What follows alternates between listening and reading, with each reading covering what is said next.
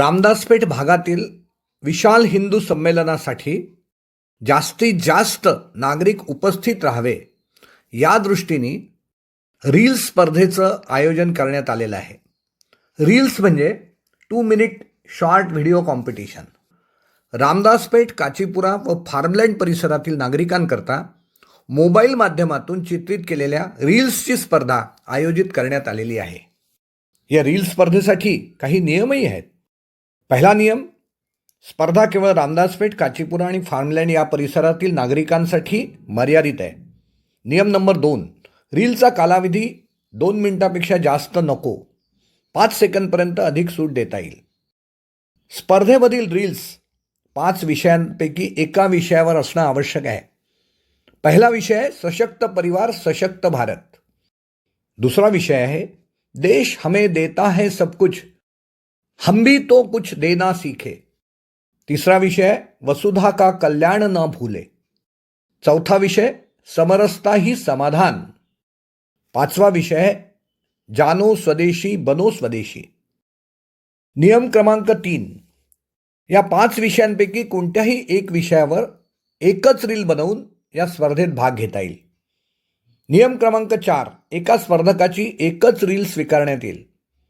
नियम क्रमांक 5, केवळ मोबाईल कॅमेराने शूटिंग करून MP4 किंवा MOV व्हिडिओ फाईलच स्वीकारण्यात येईल. नियम क्रमांक 6, रील्स पाठवण्याची अंतिम तारीख 10 फेब्रुवारी 2026 राहील. त्यानंतर आलेल्या रील्स स्वीकारण्यात येणार नाहीत. नियम क्रमांक 7, रील्स devoted.प्रचारक@gmail.com या ईमेल पत्त्यावर पाठवाव्यात. ईमेल ॲड्रेस पुन्हा सांगतो, devotedpracharak@gmail.com. नियम क्रमांक 8, रील्समध्ये धार्मिक, जातीय तेढ किंवा हिंसक उल्लेख आढळल्यास रील स्पर्धेतून बाद करण्यात येईल. नियम क्रमांक 9, रीलसोबत प्रतिस्पर्धकांनी आधार कार्डचा फोटो पाठवणं बंधनकारक आहे. जर रामदासपेठेत एखाद्या हॉस्टेलमध्ये राहणाऱ्या मुलाला स्पर्धेत भाग घ्यायचा असेल तर तो हॉस्टेलमध्ये राहतो याचं प्रमाणपत्र त्या हॉस्टेलच्या मालकाकडनं देणं आवश्यक आहे. नियम क्रमांक 10, परीक्षकांचा निर्णय अंतिम व सर्वांना बंधनकारक राहील. नियम क्रमांक 11, खुली स्पर्धा असल्यानं वयोगटाचं बंधन नाही, लिंगभेदाचं बंधन नाही व इतर कुठलेही बंधनं नाहीत. स्पर्धा पूर्णपणे खुली आहे. नियम क्रमांक 12, 10पेक्षा कमी स्पर्धक आल्यास स्पर्धा रद्द करण्यात येईल. नियम क्रमांक 13, गुणवत्तापूर्ण प्रथम, द्वितीय आणि तृतीय क्रमांकाच्या रील्सला सुयोग्य पारितोषिक देण्यात येईल व 2 उत्तेजनार्थ बक्षीसही देण्यात येतील. नियम क्रमांक 14, स्पर्धेत समाविष्ट झालेल्या रील्स YouTube चॅनेलवरून प्रसारित करण्याचे आयोजकांना अधिकार राहतील. चला तर मग या अनोख्या अशा रील स्पर्धेमध्ये भाग घ्या आणि हिंदू संमेलनासाठी तयार राहा. 14 फेब्रुवारीला आपल्याला बक्षीस देण्यात येईल.